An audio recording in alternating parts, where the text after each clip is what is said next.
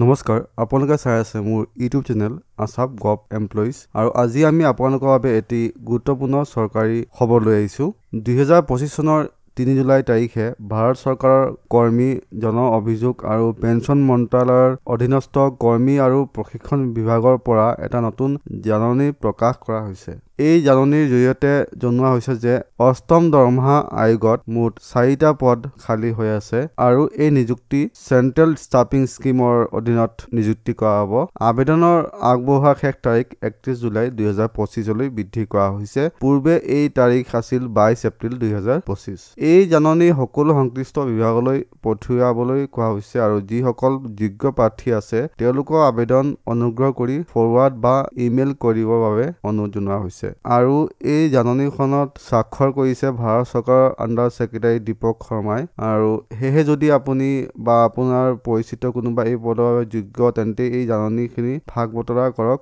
আৰু আবেদন নিশ্চিত কৰক তো বেসিক্যালি এইখিনি কথা আমি যে কলো বা আমি যে আলোচনা কৰিলো এতিয়া আসলতে কথাটো হ'ল যে এই খবৰটি অষ্টম দৰমহা আয়োগৰ কাৰণে অপেক্ষাৰত সকলো চৰকাৰী কৰ্মচাৰী তথা পেঞ্চনাৰসকলৰ কাৰণে কাৰণ এই যিটো নিযুক্তিৰ কাৰণে অৰ্ডাৰ দিয়া হৈছে বেসিক্যালি অষ্টম দৰমহা আয়োগ গঠনত যিসকল মেম্বাৰ সেক্ৰেটাৰী থাকিব তেওঁলোকক নিয়োগ কৰা হ'ব আৰু তেওঁলোকে নিয়োজিত হৈ গোটেই অষ্টম দৰমহা আয়োগৰ ড্ৰাফট বনাব যে কোনটো পে স্কেলৰ কোনটো শ্ৰেণীৰ এমপ্লয়িয়ে কিমান দৰমহা পাব লাগে গোটেই এনালাইজ কৰি অষ্টম দৰমহা আয়োগ গঠন কৰা হ'ব সো এয়া অসমৰ লগতে গোটেই ভাৰতবৰ্ষৰ য'ত সপ্তম দৰমহা আয়োগ চলি আছে সেই ৰাজ্যবোৰৰ কাৰণে এয়া এটি বহুত ভাল খবৰ যিহেতু অষ্টম দৰমহা আয়োগ 2026 চনত ইমপ্লিমেন্ট হ'ব আৰু তাৰে যা যোগাৰ চলি আছে সো আশা কৰিছো আপোনালোকে মোৰ ভিডিঅ'টি চাই উপকৃত হৈছে লগ পাম আন এটি ভিডিঅ' লৈ তেতিয়ালৈকে ষ্টে হেল্ডি বাই বাই জয় অসম